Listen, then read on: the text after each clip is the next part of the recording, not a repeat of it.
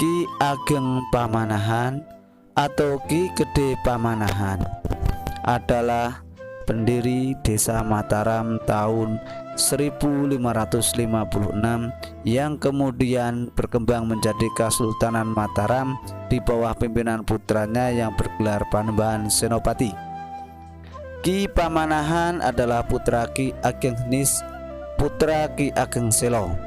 Ia menikah dengan sepupunya sendiri yaitu Nyai Sabinah, putri Nyai Ageng Sopo atau kakak perempuan Ki Ageng Nis. Ki Pamanahan dan adik angkatnya yang bernama Ki Panjawi mengabdi pada Hadiwijaya Bupati Pajang yang juga murid Ki Ageng Selo. Keduanya dianggap kakak oleh raja dan dijadikan sebagai Lurah Wiramtama di Pajang. Sepeninggal Sultan Trenggono tahun 1546, Kesultanan Demak mengalami perpecahan akibat perebutan takhta. Putra Sultan yang naik takhta bergelar Sunan Prawoto tewas dibunuh sepupunya sendiri yaitu Arya Penangsang, Bupati Cipang. Arya Penangsang yang didukung Sunan Kudus juga membunuh Pangeran Hadiri, suami Ratu Kalinyamat, putri Sultan Trenggono. Sejak itu Ratu Kalinyamat memilih hidup bertapa di Gunung Danaraja menunggu kematian Arya Penangsang, Bupati Cipang. Arya Penangsang ganti mengirim utusan untuk membunuh Hadiwijaya di Pajang, tapi gagal. Sunan Kudus pura-pura mengundang keduanya untuk berdamai. Hadiwijaya datang ke Kudus dikawal Ki Pamanahan. Pada kesempatan itu Ki Pamanahan berhasil menyelamatkan Hadiwijaya dari kursi jebakan yang dipersiapkan. Ki Pamanahan bekerja sama dengan Ratu Kalinyamat membujuk Sultan Hadiwijaya supaya bersedia menghadapi Arya Penangsang. Sebagai hadiah, Ratu Kalinyamat memberikan cincin pusakanya kepada Ki Pamanahan. Perkembangan sejarah masuknya agama Islam di Surakarta tidak dapat dipisahkan dengan sejarah Ki Ageng Nis. Mulanya Laweyan merupakan perkampungan masyarakat yang beragama Hindu Jawa. Ki Ageng Beluk, sahabat Ki Ageng Nis, adalah tokoh masyarakat Laweyan saat itu. Ia menganut agama Hindu, tetapi karena dakwah yang dilakukan Ki Ageng Nis, Ki Ageng Beluk menjadi masuk Islam. Ki Ageng Beluk kemudian menyerahkan bangunan pura Hindu miliknya kepada Ki Ageng Nis untuk diubah menjadi Masjid Laweyan.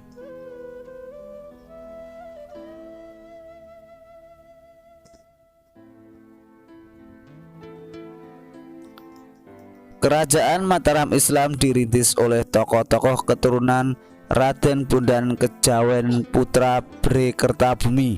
Tokoh utama perintis Kesultanan Mataram adalah Ki Ageng Pamanahan, Ki Juru Mertani, dan Ki Panjawi. Mereka bertiga dikenal dengan tiga serangkai Mataram atau istilah lainnya adalah Three Musketeers from Mataram. Di samping itu banyak perintis lainnya yang dianggap berjasa besar terhadap terbentuknya Kesultanan Mataram seperti Bondan Kejawen, Ki Ageng Wonosobo, Ki Ageng Gedas Pandawa, Nyai Ageng Ngerang, dan Ki Ageng Ngerang, Ki Ageng Madepandan, Ki Ageng Saba, Ki Ageng Pakringan, Ki Ageng Selo, Ki Ageng Nis, dan tokoh lainnya keturunan masing-masing.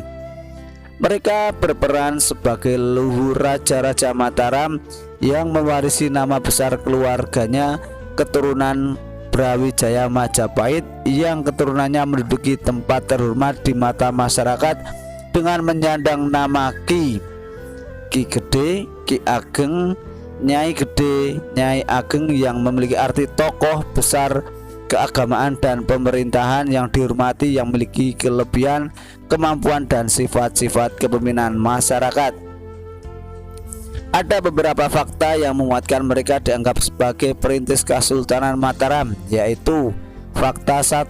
Tokoh-tokoh perintis tersebut adalah keturunan ke-1 sampai dengan ke-6 Raja Majapahit terakhir Bre Kertabumi yang bergelar Brawijaya V yang sudah dapat dipastikan masih memiliki pengaruh baik dan kuat terhadap kerajaan, pemerintah maupun masyarakat luas. Fakta 2. Tokoh-tokoh tersebut adalah keturunan silang atau campuran dari Wali Songo beserta leluhurnya yang terhubung langsung kepada Imam Husain bin Ali bin Abu Thalib yang sudah dipastikan mendapatkan bimbingan ilmu keagamaan atau Islam. Berikut ilmu pemerintahan ala khalifah atau kekhalifahan Islam Jazirah Arab.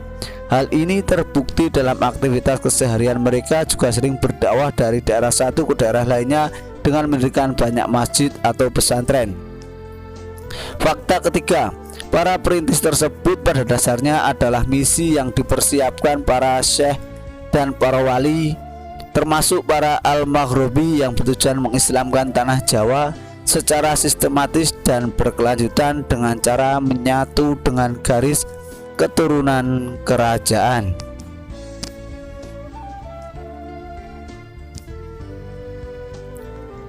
Fakta keempat, suksesi Kesultanan Demak ke Kesultanan Pajang kemudian menjadi Kesultanan Mataram pada dasarnya adalah kesinambungan dari misi sesuai fakta 3, seperti juga yang terjadi dengan Kerajaan Pajajaran, Kerajaan Sumedang Larang, Kerajaan Talaga Majalengka, dan Kerajaan Surasoan Banten, di luar adanya perebutan kekuasaan.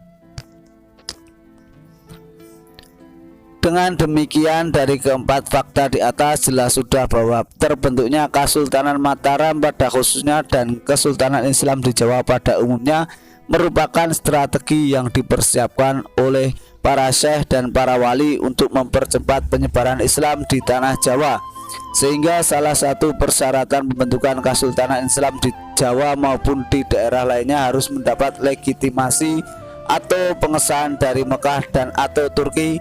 Jalur untuk keperluan tersebut dimiliki oleh para ahlul bait seperti para syekh dan para wali.